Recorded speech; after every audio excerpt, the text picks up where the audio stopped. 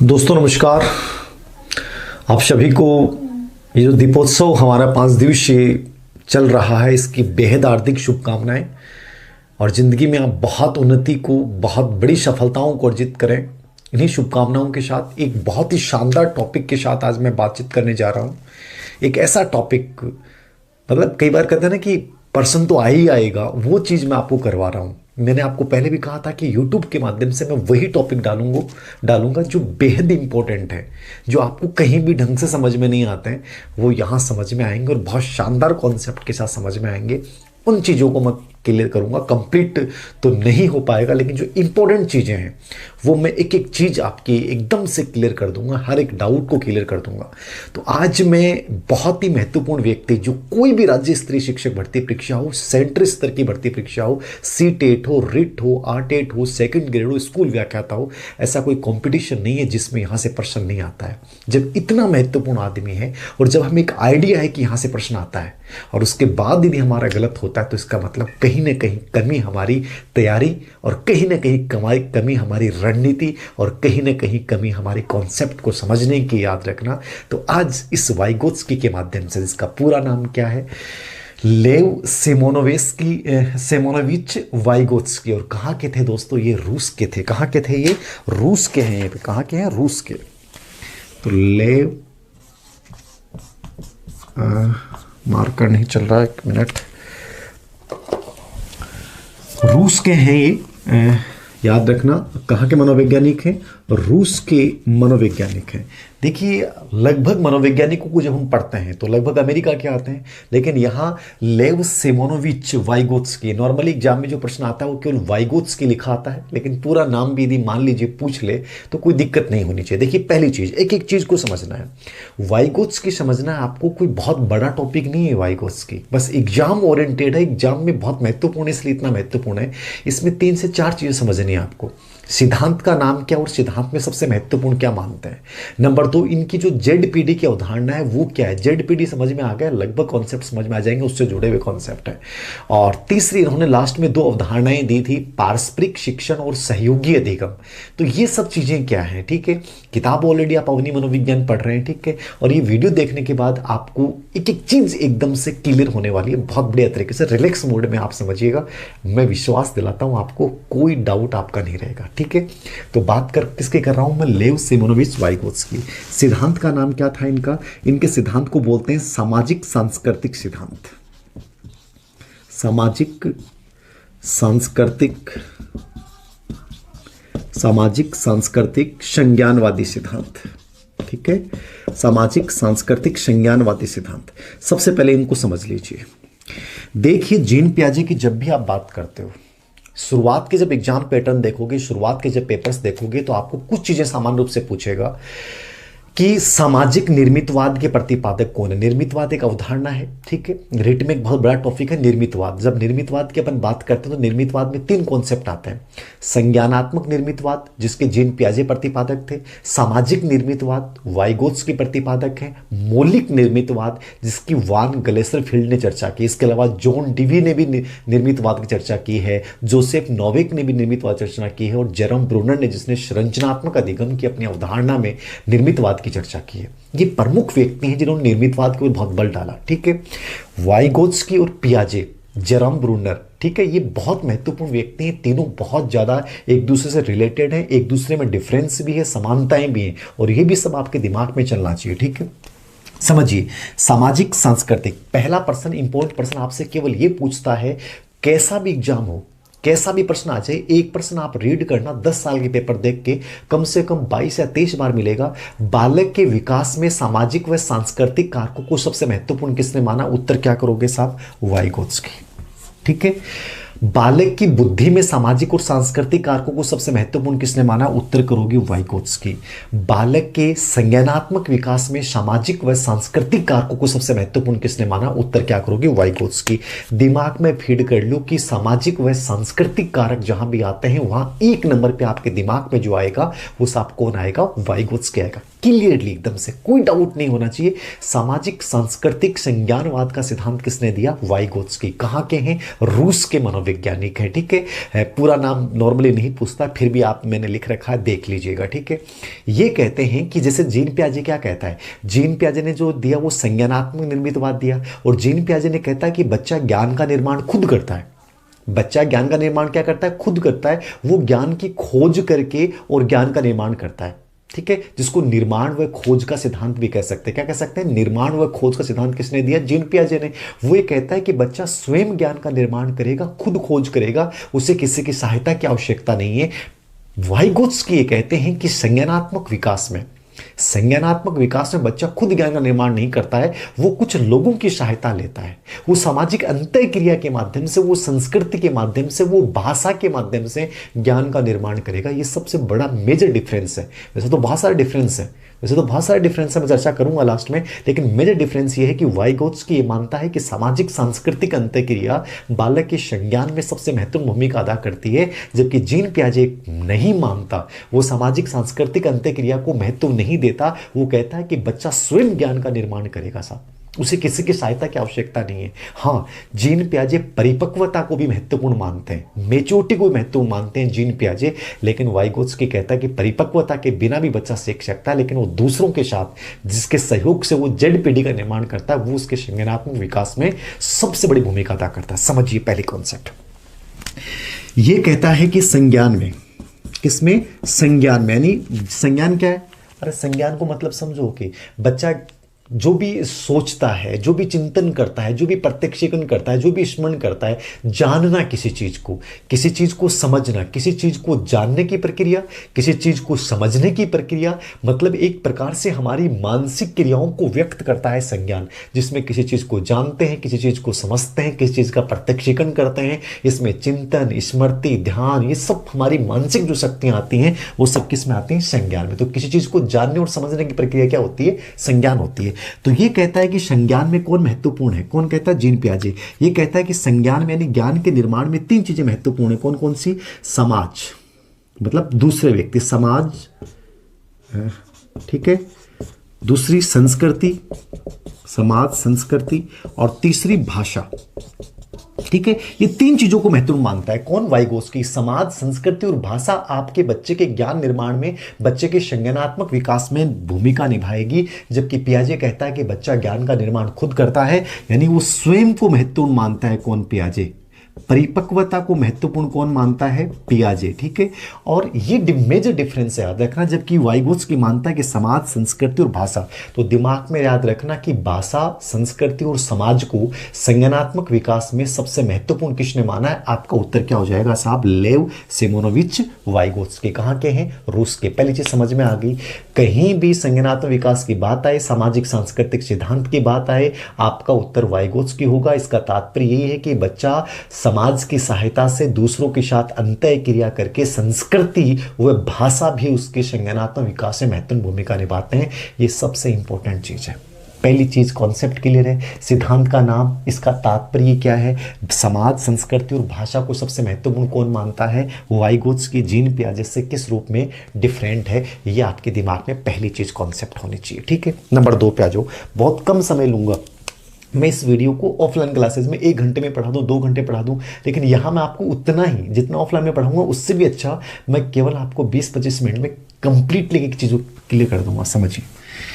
समझिए आप ये देख लिया ना, एक बार लिख लिया करो। स्क्रीनशॉट का मैं टाइम ही नहीं देता आप लोगों को, खैर इस बार दूंगा।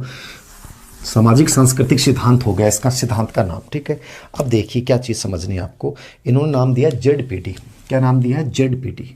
सबसे महत्वपूर्ण चीज है, एक अवधारणा है जेड पीडी। ये सबसे महत्वपूर्ण अवधारणा मानी जाती है वाइगोत्स्की की। इसको समझना। जेड पीडी का मतलब क्या है? Zone of proxy development. क्या है? जोन ऑफ प्रॉक्सी डेवलपमेंट, ठीक है।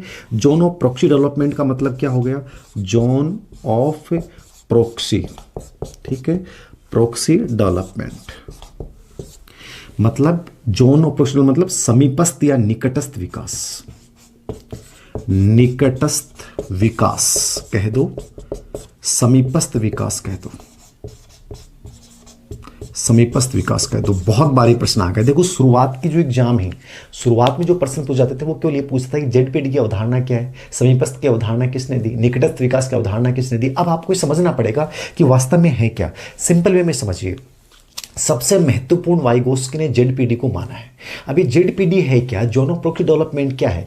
ये जेडपीडी का निर्माण जो होता है उसमें उसने दो अवधारणाएं दी हैं कि जेडपीडी जो होता है जोनोप्रोक्सी डेवलपमेंट, यानी एक निकटस्थ विकास है, एक समीपस्थ विकास है जो बच्चा सामाजिक अंतःक्रिया से निर्माण करता है, और ये उसके संज्ञानात्मक विकास में बहुत बड़ी भूमिका निभाता है। कौन निभाता है? जेडपीडी। और इस जेडपीडी का जो निर्माण होता है वो एमक्यू, ठीक है, वह इसके फोल्डिंग,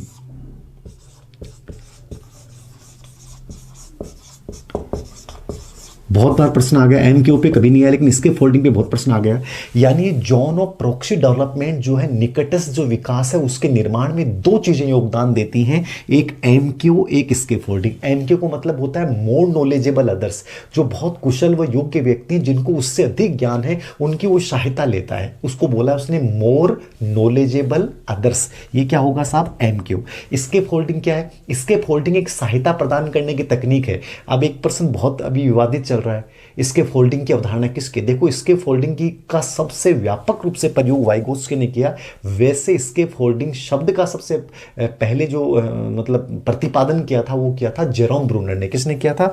इसके फोल्डिंग शब्द को सबसे पहले जेरोम ब्रूनर ने दिया था। किसने दिया?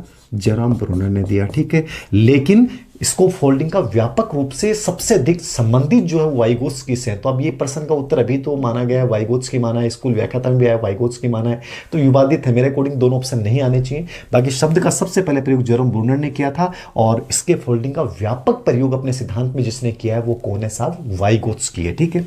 अब इसके फोल्डिंग और एमक्यू, एमक्यू का मतलब क्या हो गया? कुशल योग्य व्यक्ति, मोर नॉलेजेबल अदर्स। एम का मतलब मोर, के का मतलब नॉलेजेबल, और ओ का मतलब अदर्स, अधिक ज्ञान वाले व्यक्ति। इसके फोल्डिंग क्या? सहायता प्रदान करने की तकनीक है। मतलब बच्चे को अपन एक प्रकार से उसके निष्पादन को बढ़ाने के लिए एक सहायता देते हैं, एक सपोर्ट देते हैं। इसको पार्ड बोला गया, इसको मचान बोला गया, इसको ढांचा बोला गया है, ठीक है। एक सपोर्ट करेंगे अपन, और ये सपोर्ट क्या होता है? थोड़ा सा होता है शुरुआती। मतलब यह होना है कि अपन बच्चे को तैरना सिखाना है, तो तैरना सिखाना इसका मतलब ये नहीं कि प्रशिक्षक उसके साथ तैरेगा, नहीं, उसको बस साइकोलॉजिकल, जैसे मैं आपको करता हूँ ना, मैं आपको इसके फोल्डिंग करता हूँ, तैयार हो जाओ साहब, करना है, जुनून के साथ लग जाओगे, ठीक है। अब आपको मैंने थोड़ा सा सहायता प्रदान की, ठीक है, शुरुआती मैंने धक्का दिया, बाद में आपको खुद ही तैरना है। तो एक शुरुआती सहायता है, धीरे धीरे बच्चे को आदत पड़ जाती है कि वो बिना किसी सहायता के खुद कार्य करना शुरू कर देगा। तो इसके फोल्डिंग एक प्रकार से आपको निकटस्थ विकास में योगदान देती है, आपको शुरुआती सपोर्ट करती है, कंप्लीटली नहीं करेगी, एक अल्पकालिक एक प्रकार से शॉर्ट के लिए है कि मैंने शुरुआत में आपको केवल पुश किया, ठीक है, उसके बाद आप खुद कर रहे हो। तो एक इसके फोल्डिंग ये है, जो बड़े लोग, जो बड़े टीचर वगैरह हमसे बड़े लोग हैं, वो हमें इसके फोल्डिंग करते हैं, ठीक है, एक सहायता का एक स्तर निर्माण करते हैं, एक मचान का निर्माण करते हैं, और उस मचान की सहायता से हम आगे बढ़ते जाते हैं, हमारी अधिगम की क्रिया आगे बढ़ जाती है, हमारा लेवल आगे बढ़ जाता है, और उस लेवल की सहायता से जो हम क्या करते हैं वो एक उच्चतम स्तर पे, अपने अधिगम स्तर को बढ़ाते हुए हम उच्चतम स्तर पे उपलब्धियां अर्जित करते जाते हैं। तो हमारे एक सहायता प्रदान करने की तकनीक क्या है? इसके फोल्डिंग है। समझ में आ गया? तो एमक्यू और इसके फोल्डिंग किसकी सहायता में योगदान देते हैं? जेडपीडी। अब जेडपीडी क्या है ये समझ में आएगा, निकटस्थ विकास, समीपस्थ विकास। इसमें एक चीज और बता रहा हूं, एक बार आप ले लो, इसका स्क्रीनशॉट लेना चाहो तो ले सकते हैं। इसके फोल्डिंग जेरोम ब्रूनर, ठीक है, ये क्या है वास्तव में, ले लिया। तो इसमें देखें थोड़ा सा, अब मैं एक बार थोड़ा सा इसके अंदर लेके जाऊंगा आपको जेडपीडी के अंदर, फिर दोबारा एक बार इस पे आऊंगा एमक्यू पे और इन पे, ठीक है। इसके फोल्डिंग शब्द का प्रयोग किसने किया है? जेरोम ब्रूनर ने किया। अब इसको समझना थोड़ा सा आप देखिए, जेडपीडी की जो अवधारणा है, ठीक है, सामाजिक सांस्कृतिक सिद्धांत में इन्होंने जेडपीडी की अवधारणा को सबसे महत्वपूर्ण माना है। कैसे माना? देखिए समझिए, ये दो चीजें बताते हैं, इस प्रकार से गोल घेरे के माध्यम से समझिए आप। ये अपन इस प्रकार से एक निर्माण किया मैंने एक, ठीक है, दूसरा ये है और तीसरा ये है, ठीक है। ये होता है हमारा, ये जो एरिया है ये बीच वाला, इसको बोलते हैं वास्तविक विकास, ठीक है ना। कौन सा विकास? वास्तविक विकास। इधर बाहर लिख देता हूं, वास्तविक विकास, ठीक है। एक्चुअल डेवलपमेंट, ठीक है, एडी बोला मैंने, एक्चुअल डेवलपमेंट जो वास्तविक विकास है, ये जो होता है ये होता है जेडपीडी, और ये जो बाहरी रूप से है ना, ये जो ये एरिया पूरा बाहरी, ये होता है संभाव्य विकास। क्या होता है साहब? संभाव्य विकास। ठीक है, तो संभाव्य विकास है जिसको अपन बोल सकते हैं पोटेंशियल डेवलपमेंट। ठीक है ना, पोटेंशियल पीडी। ठीक है, वास्तविक विकास एक्चुअल डेवलपमेंट, संभाव्य विकास पोटेंशियल डेवलपमेंट। ठीक है, और जेड पीडी निकटस्थ विकास, समीपस्थ विकास। अब मैंने 3 रेखाचित्र से बनाया, आपको कुछ समझ में आया क्या? समझिए, बहुत ईजी चीज में है। निकटस्थ विकास, संभावित निकटस्थ विकास पे इसने क्या किया? 2 बच्चों पे प्रयोग किया। क्या क्या 2 बच्चों पे प्रयोग किया? दोनों का संज्ञानात्मक स्तर समान है। ठीक है, दोनों का जो संज्ञानात्मक स्तर है, मानसिक योग्यता है, वो दोनों के समान है, और दोनों को एक समस्या दी गई, तो उनमें से एक बच्चे ने या एक बच्चे ने उस समस्या का समाधान कर लिया और दूसरी ने नहीं कर पाई। तो जब संज्ञानात्मक स्तर दोनों बच्चों का समान था और एक बच्चा कर लेता और दूसरा नहीं कर पाता है, तो जेन वाइगोत्स्की यही कहता है। ये इसके पीछे अंतर का कारण क्या है? वो कहता है कि ये जेडपीडी की वजह से होता है। यानी निकटस्थ विकास जिसका मजबूत है, जिसका सहयोगी विकास बहुत मजबूत है, वो बच्चा संज्ञान समान स्तर होते हुए भी दूसरे वाले से एडवांस हो जाता है। और जिस बच्ची ने खुद अपने लेवल पे कोशिश की लेकिन उसने जेडपीडी की सहायता नहीं ली, उसकी जो योग्यता है वो उसकी अपेक्षा कम हो गई। मतलब ये जेडपीडी को संज्ञानात्मक विकास में सबसे महत्वपूर्ण कारक मानता है कि जो जेडपीडी की सहायता लेते हैं, जेडपीडी की सहायता से जो अपने ज्ञान का निर्माण करते हैं, वो दूसरे बच्चों से समान स्तर पे होते हुए बहुत आगे निकल जाते हैं, और जो जेडपीडी की सहायता नहीं लेते हैं वो बच्चे पीछे रह जाते हैं। इस प्रकार इसने 2 बच्चों पे प्रयोग करके बताया। तो प्रश्न पूछ ले, किसने बच्चों पे प्रयोग किया था? इसने 2 बच्चों पे प्रयोग किया। किसने किया साहब? वाइगोत्स्की ने। ठीक है, प्रयोग क्या था? यही था कि दोनों को समान समस्या देगी, दोनों का समान आयु थी, दोनों का समान संज्ञानात्मक स्तर था। बस दोनों में से उस बच्चे ने जल्दी समस्या का समाधान किया जिसने जेडपीडी की सहायता ली, और दूसरे बच्चा नहीं कर पाया क्योंकि उसने जेडपीडी की सहायता नहीं ली। वाइगोत्स्की कहता है कि जेडपीडी आपके संज्ञानात्मक विकास में, आपके ज्ञान के निर्माण में महत्वपूर्ण भूमिका निभाता है। अब आप देख रहे हो गुरुजी ये क्या है? ये बताओ हमें। संभाव्य विकास, वास्तविक विकास। फिलहाल पहले प्रश्न नहीं आते थे लेकिन अब प्रश्न आने लग गए हैं। ठीक है, अब जो स्कूल व्याख्याता वाली जो नई वाली किताब है, मैं उनमें बहुत डिटेल में ये चीज़ें डाल रहा हूँ सबके सब। ठीक है, बहुत डिटेल में डाल रहा हूँ। पहले मैं भी सोचता था कि नहीं आएगा इतना डीपली, बट कुछ भी आ सकता है, इसलिए रिस्क नहीं लेना। तो समझना, उस किताब में बहुत नई चीज़ें मिलेंगी। देखिए, वास्तविक विकास क्या है? वास्तविक ये जो विकास है ना, ये बीच वाला, ये तो वो है कि जहां आप खुद कर सकते हो। आई कैन डू इट, मैं कर सकता हूं।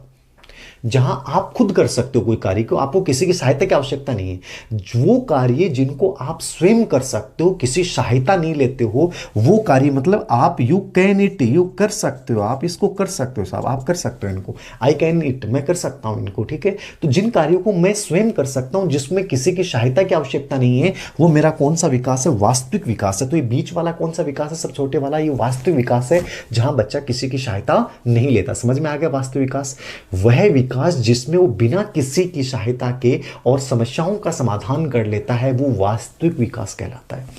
ये वाला क्या है? ये जेडपीडी है, जहां वो एक कठिनाइयों का एक ऐसा स्तर है जहां वो खुद कोई कार्य नहीं कर सकता, जहां वो खुद कार्य नहीं कर सकता। एक लेवल ऐसा जाता है कि जहां बच्चा खुद नहीं कर सकता, तो वो जो एमक्यू की सहायता लेता है, मोर नॉलेजेबल अदर्स की सहायता से उन समस्याओं का हल करता है, वो निकटस्थ विकास। और ये क्या है? संभाव्य विकास। मतलब ये आपसे प्रश्न पूछेगा कि जेडपीडी किसका बीच का क्षेत्र है, तो जेडपीडी क्या है? वास्तविक विकास और संभाव्य विकास, इनके बीच का क्षेत्र है। ये तो वो है जहां आप खुद कार्य कर लेते हो। ठीक है, संभाव्य विकास तक कैसे पहुंचोगे? संभाव्य विकास क्या है? संभाव्य विकास वो है जहां वो योग्य व्यक्तियों से सहायता लेता है। ठीक है, कुशल लोगों से सहायता लेता है, उनसे समस्या का समाधान करता है। तो संभाव्य विकास क्या हो गया? जहां योग्य व कुशल व्यक्ति सहायता लेता है। तो यहां तक आप पहुंचोगे कैसे? आपके बीच में कड़ी कौन बनेगा? तो वास्तविक विकास से संभाव्य विकास के बीच में जो कड़ी बनेगा वो कौन बनेगा? वो बनेगा जेडपीडी। कौन बनेगा? जेडपीडी बनेगा। जेडपीडी क्या है? वो निकटस्थ विकास है जहां बच्चा अपने से अधिक ज्ञान, जिसमें उसका साथी भी हो सकता है, माता पिता भी हो सकते हैं, टीचर भी हो सकता है, कोई भी उसके नजदीकी व्यक्ति जिनको उससे अधिक ज्ञान है, उनकी सहायता से उन कठिनाइयों की सीमा को हल कर लेता है, उन सवालों को, उन समस्याओं को हल कर लेता है, और वो कहां पहुंच जाता है? संभाव्य विकास। तो वास्तविक विकास और संभाव्य विकास का जो बीच का क्षेत्र है, वास्तविक विकास और संभाव्य विकास का जो बीच का क्षेत्र है, उसको आप क्या बोलोगे? निकटस्थ विकास, समीपस्थ विकास, जोन ऑफ प्रॉक्सी डेवलपमेंट। तो इसको मेन उद्देश्य था जो समझाना है कि जेडपीडी क्या है। जेडपीडी वास्तविक विकास और संभाव्य विकास के बीच का अंतर जेडपीडी है। ठीक है। संभाव्य विकास तक आपको जो पहुंचाएगा वो कौन पहुंचाएगा? जेडपीडी पहुंचाएगा। संभाव्य विकास क्या है? जेडपीडी का ही उन्नत रूप है एक प्रकार से। जेडपीडी की सहायता से जहां बच्चा अपने कुशल योग्य व्यक्ति की सहायता से समस्याओं का समाधान करता है, संभाव्य विकास। ये समझ में आ गया? ये डायग्राम समझ में आ गया? एक बार देख सकते हैं आप, लिख सकते हैं इसको, देख लें इसको एक बार। ठीक है, देख लिया, इसको मिटा दूं? ठीक है। सामाजिक सांस्कृतिक अधिगम, प्रतिपादक, विकास में संज्ञान, समाज, संस्कृति, भाषा को महत्वपूर्ण माना। जेडपीडी की अवधारणा, संभाव्य विकास, वास्तविक विकास, बीच का क्षेत्र। जेडपीडी प्रयोग किस पे किया? दो बच्चों पे प्रयोग किया। जेडपीडी क्या है कि कठिनाइयों की एक सीमा है जहां बच्चा खुद अकेला नहीं कर सकता, तो वो MKO, मोर नॉलेजेबल अदर्स की सहायता से समस्याओं का समाधान करता है। ठीक है, तो ये देख लेना। आगे देखिए आप, इसको मैं मिटा रहा हूं। अब देखिए, जेडपीडी हो गया अपना। आराम से समझना, बहुत ईजी चीज़ें हैं। साइकोलॉजी बहुत ईजी है, बहुत ईजी है, बस आपको ही समझना है। ये सब चीज़ें मज़ा आता है, ऑफलाइन क्लासेस होती है तो बहुत मज़ा आता है इन चीज़ों पे। ठीक है, फिर कोई बात नहीं, फिर भी मैं मदद करूँगा आपकी कंप्लीटली। समझिए, अब इसने एक कॉन्सेप्ट और दिया। ठीक है, दो चीज़ें और समझना इसमें, कई बार प्रश्न पूछता है इस पर। एक तो इसके फोल्डिंग तो समझ में आया कि नहीं आया आपके? इसके फोल्डिंग दोबारा समझा रहा हूँ। ठीक है, जेडपीडी में योगदान कौन देता है? इसके फोल्डिंग। बहुत प्रश्न आ रहे हैं इसके फोल्डिंग में, मतलब इसको बोलते हैं पार्ड। एक शब्द आता है पार्ड, एक आता है पाइट, एक आता है मचान, एक आता है ढांचा। क्या है ये शब्द? समझ लो। इसके फोल्डिंग दोबारा समझा रहा हूं। इसके फोल्डिंग एक सहायता प्रदान करने की तकनीक है। क्या है? सहायता प्रदान करने की तकनीक। सहायता प्रदान करने की तकनीक है। सहायता प्रदान करने की तकनीक है एक प्रकार से। क्या है इसके फोल्डिंग में? इसके फोल्डिंग में क्या होता है कि सामाजिक अंतःक्रिया से बच्चे के निष्पादन स्तर को बढ़ावा दिया जाता है। ठीक है ना, कि मान लीजिए कि मैं एक टीचर हूं और मेरे पास बच्चे हैं, तो मैं इन बच्चों के क्या करता हूं कि बच्चे शुरुआत में बेचारे सामने कोई समस्या आ जाएगी, ठीक है, तो वो डरता है, तो थोड़ा सा मैं उसको सपोर्ट करता हूं कि बेटा इसको ऐसे से कर लो, बेटा इसको ऐसे से कर लो। मैंने उसको कहा, उसको पुशअप किया, ठीक है, और बच्चा क्या करता है, वो इसके फोल्डिंग एक प्रकार से उसको एक मचान बना दिया मैंने, एक उसको सपोर्टिंग दे दिया मैंने। ठीक है, तो मचान, पाडा, ठीक है ना, एक प्रकार से मतलब ऊपर चढ़ना है। ठीक है, तो मैंने कहा यार ये लगा ले नीचे, ठीक है, आप ऊपर चढ़ जा, ठीक है, और मैं बाहर चला गया, बच्चा उसकी सहायता लेके चला गया। मैंने प्रत्यक्ष सहायता नहीं की है बच्चे की, केवल एक नॉर्मली उसको अल्पकालिक छोटी सहायता दी है, तो ऐसे कर ले, सुझाव दिया मैंने, और बच्चे ने वो लगाया और ऊपर चढ़ गया। समझ गया ना, यही मचान है, यही पाडा है। ठीक है, तो शुरुआत में मैं बच्चे को एक सपोर्ट करने की कोशिश करता हूँ, ये अल्पकालिक रूप से थोड़ी सी सहायता, और बाद में बच्चा उसकी सहायता से अपने आने वाली समस्याओं का समाधान कर लेता है, तो एक मानसिक प्रक्रिया निर्मित कर लेता है और उससे जीवन में आने वाली समस्याओं का वो समाधान करता है। ये इसके फोल्डिंग है। इसका दूसरा अर्थ ये भी हो सकता है, बच्चा जो होता है उसके पास जो विचार होते हैं वो बड़े अव्यवस्थित होते हैं, अक्रमबद्ध विचार होते हैं ना, उसके पास क्या होते हैं, विचार अव्यवस्थित, अक्रमबद्ध, बिखरे विचार होते हैं। तो बच्चा क्या करता है कि जो बड़े लोग हैं, दूसरे लोग हैं, उनके साथ सामाजिक अंतःक्रिया से उन जो अव्यवस्थित विचार हैं उनको क्या कर लेगा, व्यवस्थित बना लेगा। क्या बना लेगा? व्यवस्थित बना लेगा। ठीक है, ये व्यवस्थित बन गए। पहले अव्यवस्थित विचार थे, उसको कुछ समझ में नहीं आ रहा था, कोई कहाँ कोई क्या। अब उसने क्या किया, संवाद के माध्यम से, किसके माध्यम से, संवाद के माध्यम से। तो संवाद के माध्यम से उसने क्या किया, उन अव्यवस्थित विचारों को सुव्यवस्थित कर लिया, और जिससे उसके निष्पादन स्तर में, ठीक है ना, उसके अधिगम स्तर में वृद्धि होती है। ये भी एक प्रकार से इसका दूसरा अर्थ हो सकता है, ये मचान बन गया साथ। उसने अव्यवस्थित विचारों को संवाद के माध्यम से किसके साथ संवाद किया, जो योग्य और कुशल व्यक्ति उनके साथ संवाद किया, और उसने अव्यवस्थित विचारों को व्यवस्थित रूप प्रदान कर दिया। ये क्या है साहब, इसके फोल्डिंग है। अरे साधारण भाषा में यह समझ लो, इसके फोल्डिंग जेडपीडी के विकास में योगदान दे।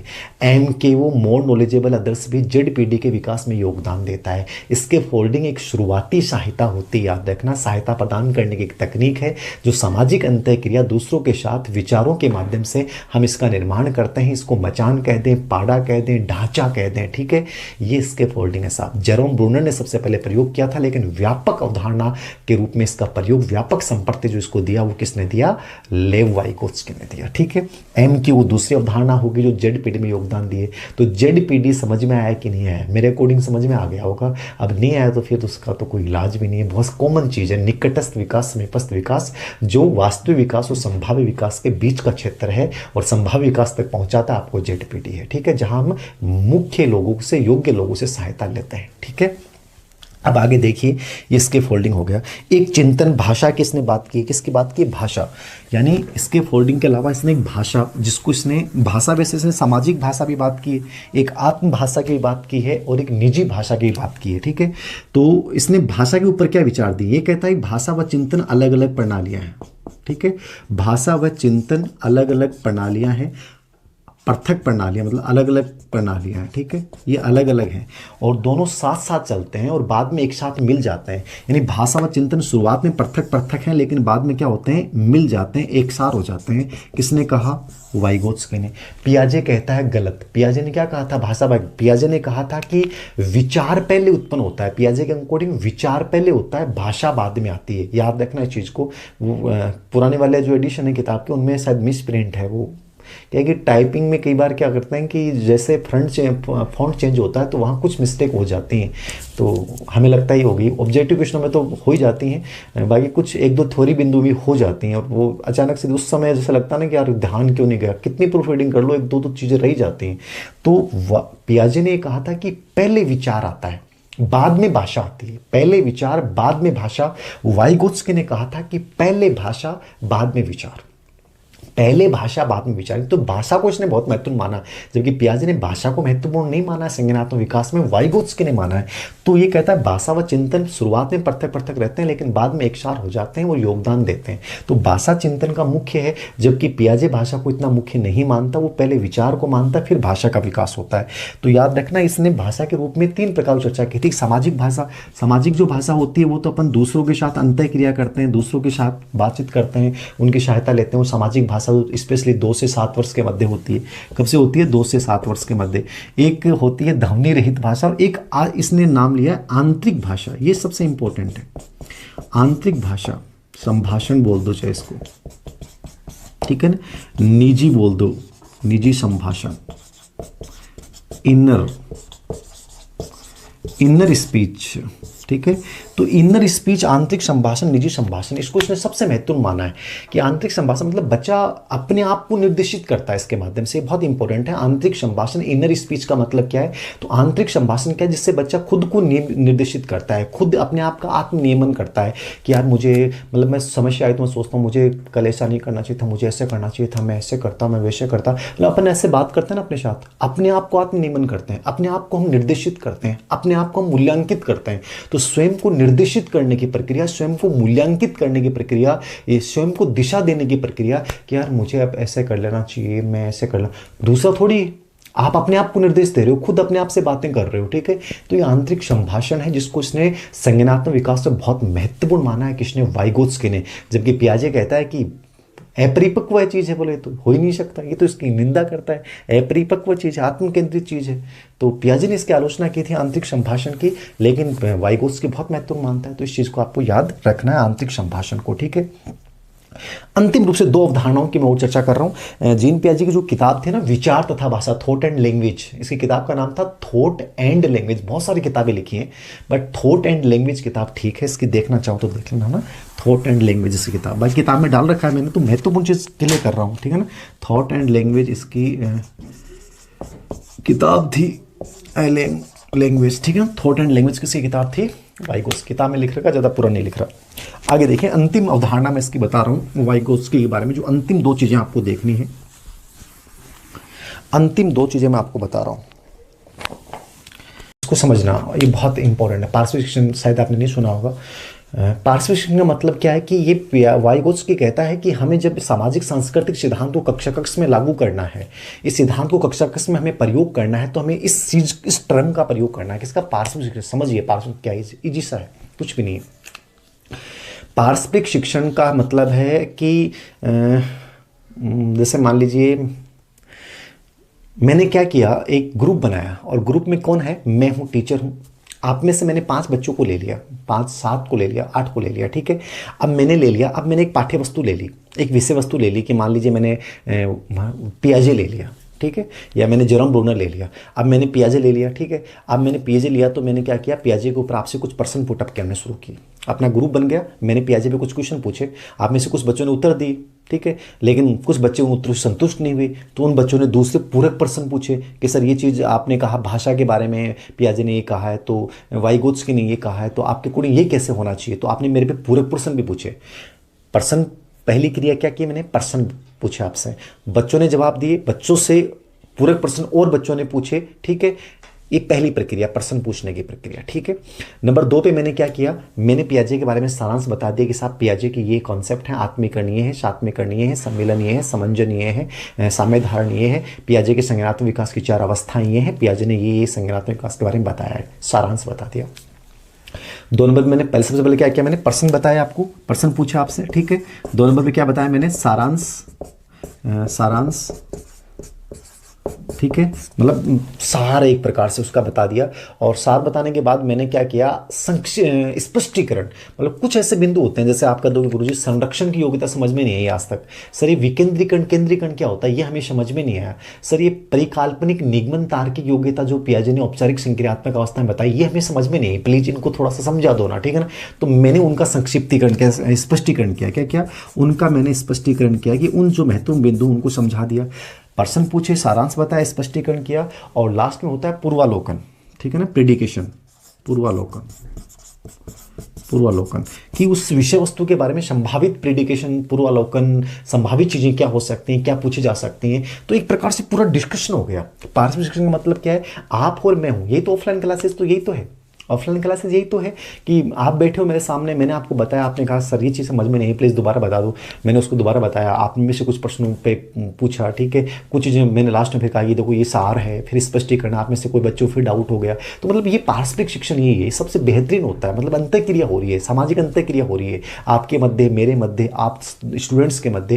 तो इससे क्या होता है कि शिक्षण और ज्ञान का निर्माण बहुत मजबूती से होता है, इसलिए उन्होंने शिक्षण में पारस्परिक शिक्षण को बहुत महत्वपूर्ण माना। किसने, वाइगोत्स्की ने। तो पारस्परिक शिक्षण की अवधारणा किसने दी थी, वाइगोत्स्की ने।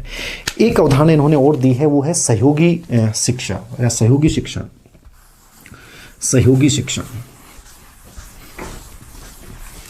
कोऑपरेटिव लर्निंग, सहयोगी। अब ये सहयोगी अधिगम क्या है या सहयोगी शिक्षण क्या है, ये थोड़ा सा आप देख लें, ठीक है ना। कोऑपरेटिव लर्निंग क्या है, तो सहयोगी अधिगम, सहयोगी ज्ञान की संकल्पना किसकी है। देखो सहयोगी का मतलब यहाँ ये है कि जैसे मैंने पारस्परिक शिक्षण में बताया कि टीचर और बच्चों के मध्य हो रहा है, बच्चों में टीचर है लेकिन साथ में, यहाँ क्या होता है, टीचर नहीं होता है, इसमें केवल कौन होते हैं, बच्चे होते हैं। इसमें कौन केवल होते हैं, सहयोगी में केवल बच्चे होंगे साहब, कि बच्चों का एक ग्रुप बन गया और इसमें 8 से 10 बच्चे हैं, स्टूडेंट्स हैं, ठीक है। अब स्टूडेंट्स में किसी भी एक लक्ष्य केंद्रित, एक हमने लक्ष्य बना लिया कि साहब ये चीज़ हमारा केंद्र रहेगा, ठीक है। अब उस केंद्र के ऊपर जो है बच्चे डिस्कशन कर रहे हैं, आपस में वार्तालाप कर रहे हैं, ठीक है, वार्तालाप कर रहे हैं, ठीक है, डिस्कशन हो रहा है, ठीक है। अब डिस्कशन के साथ वो एक दूसरे की सहयोग भी कर रहे हैं, एक दूसरे की सहायता भी कर रहे हैं, एक दूसरे को प्रोत्साहित भी कर रहे हैं। तो एक प्रकार से बच्चों ही बच्चों के मध्य जो होता है, इससे बच्चों का ग्रुप बना दिया जाता है, बच्चों में एक समस्या रख दी जाती है या कोई विषय वस्तु का चयन कर लेते हैं, फिर बच्चे आपस में डिस्कशन करके एक दूसरे को मोटिवेट करके, एक दूसरे की मदद करके जो आगे बढ़ते हैं और ज्ञान का निर्माण करते हैं, सीखते हैं, इसको अपन बोलेंगे सहयोगी अधिगम, ठीक है। तो कोऑपरेटिव लर्निंग का कॉन्सेप्ट भी एक प्रकार से इससे जुड़ा हुआ। इन्होंने कहा कि जितना शिक्षण में क्लास में पारस्परिक और सहयोगी शिक्षण होगा उतना ही ज्ञान का निर्माण जल्दी होगा। ये वाइगोत्स्की के महत्वपूर्ण कॉन्सेप्ट हैं। देखिए समझ में आया कि नहीं आया, बेसिक चीजें। सामाजिक सांस्कृतिक सिद्धांत, संज्ञान, भाषा, समाज, संस्कृति और भाषा को बहुत महत्वपूर्ण मानते हैं, सामाजिक अंतःक्रिया को बहुत ज़्यादा इंपॉर्टेंट मानते हैं। पियाजे इनको महत्वपूर्ण नहीं मानते हैं। इन्होंने जेडपीडी की अवधारणा दी जो वास्तविक विकास और संभाव्य विकास के बीच का स्तर है। MQ मतलब मोर नॉलेजेबल अदर्स, जिनकी वो सहायता लेते हैं। इसके फोल्डिंग सहायता प्रदान करने की एक तकनीक है जो जेडपीडी में योगदान देती है। प्रयोग 2 बच्चों पे स्पेशली इस पे किया था और दिखाया था कि जेडपीडी वाला बच्चा ज़्यादा एडवांस होता है, ज़्यादा आगे बढ़ता है, ये स्पष्ट करने की कोशिश कोशिश की। और लास्ट में मैंने आपको ये बताया है कि ये जो पारस्परिक शिक्षण और सहयोगी शिक्षण है वो भी बच्चे के ज्ञान निर्माण में योगदान देते हैं। इन पे अभी तक कोई प्रश्न नहीं पूछा है, लेकिन फिर भी हल्का सा देख लेना, इसलिए मैंने शायद किताब में भी शायद डाला कि डाला पता नहीं, याद नहीं मुझे। ये मुख्य इसके कॉन्सेप्ट हैं। अब आपके दिमाग में आएगा सर पियाजे और वाइगोत्स्की में डिफरेंस, तो डिफरेंस मुख्य रूप से याद रखना, एक तो भाषा निजी संभाषण को वो अपरिपक्व मानता है, आत्मकेंद्रित मानता है, अच्छा नहीं मानता, पियाजे ये महत्वपूर्ण मानता है, ठीक है। वाइगोत्स्की जो कहता है कि भाषा पहले है विचार बाद में, और वो कहता है कि विचार पहले भाषा बाद में, ठीक है। वाइगोत्स्की कहते हैं संज्ञानात्मक विकास सतत रूप से चलता रहता है, लगातार चलता है, और जीन पियाजे कहते हैं कि संज्ञानात्मक विकास सतत भी होता है लेकिन असतत भी होता है। तो सतत और असतत दोनों कॉन्सेप्ट मानते हैं, और ये किसको मानते हैं, सतत को मानते हैं। जीन पियाजे ने विकास की 4 अवस्थाएं बताई, इन्होंने विशेष रूप से कोई अवस्थाएं नहीं बताई, इस चीज को आपको याद रखना है। तो बेसिक चीजें तो यही हैं। वो परिपक्वता को महत्वपूर्ण मानते हैं, ये परिपक्वता को महत्वपूर्ण नहीं मानते। तो ये मेजर डिफरेंस हैं किसमें, वाइगोत्स्की और जीन पियाजे में, ठीक है। तो एक नॉर्मली माइंड में एक इमेज क्रिएट हो जाए। तो ये था ले वाइगोत्स्की। उम्मीद है कि आपको ये वीडियो बहुत पसंद आया होगा। अपने दोस्तों में, अपने साथियों में कम से कम शेयर तो किया करो, ठीक है, ताकि सभी को फायदा हो। कम से कम एक बच्चा 10 बच्चों को कम से कम शेयर करे, ठीक है, ताकि एक अच्छा टॉपिक बच्चों तक पहुंचे। Thank you very much.